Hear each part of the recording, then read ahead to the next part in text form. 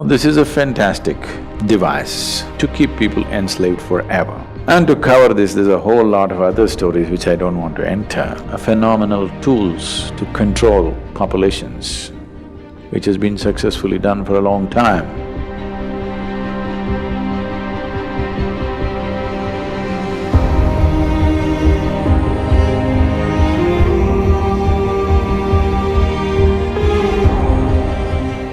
It depends on how we shaped ourselves. If we become wonderful human beings, it's one thing. If we have become an ugly manifestation of humanity, definitely it's an original sin. It's a mistake. Sin is too strong a word, maybe it's a mistake. So too many mistakes are being made in the world, no question. You claim to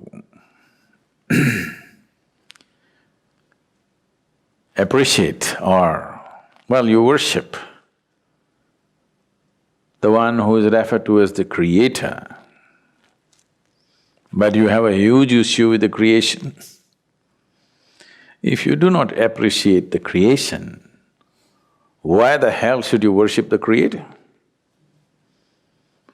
Someone who made such a bad job of this, the only way you can even be born is through sin, I think he must be banished. Now, this is a fantastic device to keep people enslaved forever. If you do not even allow them to come to terms with their biology, they'll never come to terms with anything in their life. Always they will be dependent on an institution or a person or something who claims to have connections.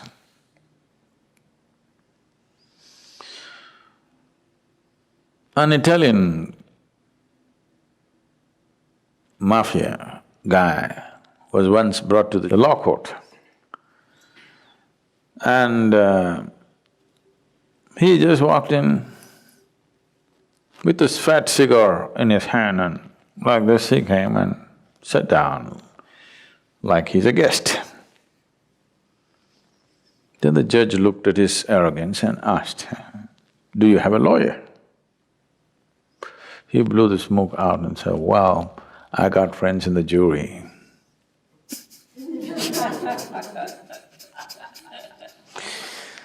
So people who are supposed to have connections elsewhere, you will always be enslaved to them because you feel guilty about your biology.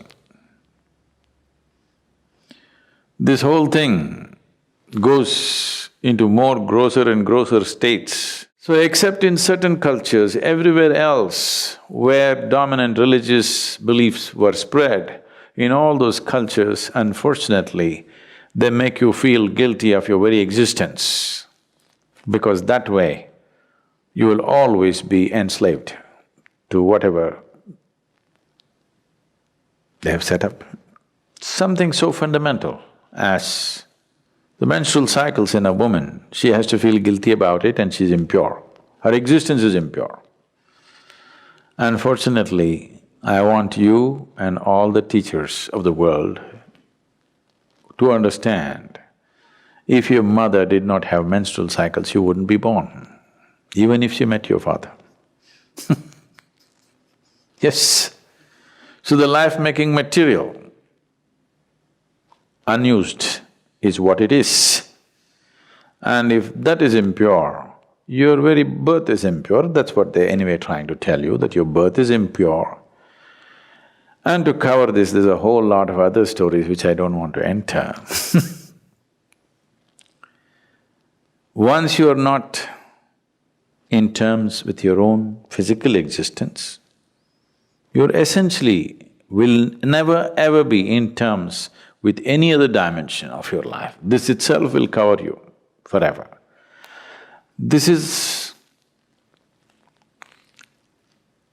a fantastic trick to keep you enslaved forever. No wonder institutions have lasted Though they've lost their relevance, they stay simply because your existence, your very existence, you're guilty of. If you're guilty of your very existence, that means one or that which is the source of creation should be even more guilty. You are eternally guilty and that which has created all this must be even more carrying the burden of guilt. Guilt and fear have been a phenomenal tools to control populations, which has been successfully done for a long time. It's time this is broken.